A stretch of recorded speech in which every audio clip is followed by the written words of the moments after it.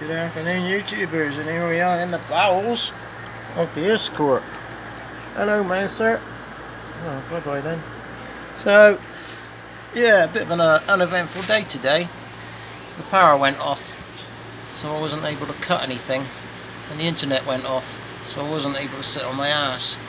So I've had pretty much a wasted day, to be honest.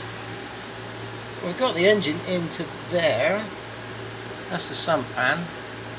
As you can see, it's right up solid against where the steering rack goes. Now, people normally cut big scallops out the bigger, I keep getting my words muddled up, out the back of the sump pan. I don't really like doing that, only as a last resort. I'll have to add the bit that I cut out on the front in order to get the oil capacity back up. Or, I did read on the interweb somewhere about spinning the cross member around and putting the rack on the back.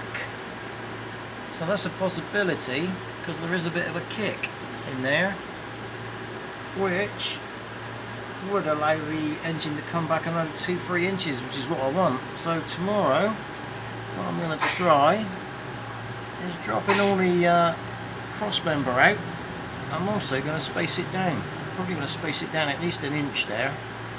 Might go for 1.5 inches. Of course, that's going to mess up all my suspension geometry and all that stuff. But if I can remember back to when I was a spotty teenager at college, I've only got to apply a bit of Ackerman's principle and all the rest of it.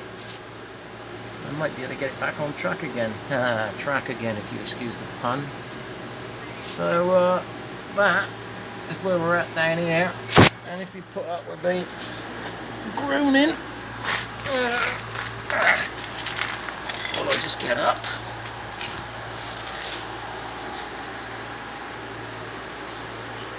Yeah. So another couple of inches back, I reckon.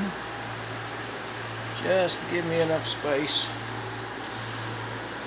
to get a radiator in there. I could pretty much get one in there now, but I want to get a fan and all that lot on there mounted nicely. So yeah, about another 2 inches would be great.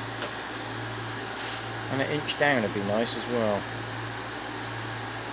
So that'll be tomorrow afternoon session, because what I'm going to try and do from now on is have a play with the dreadnought in the afternoons, because there's no sun around the back in the afternoons. And then in the mornings, there's no sun out there. So, filler in the morning, welding in the afternoon. Catch you all later.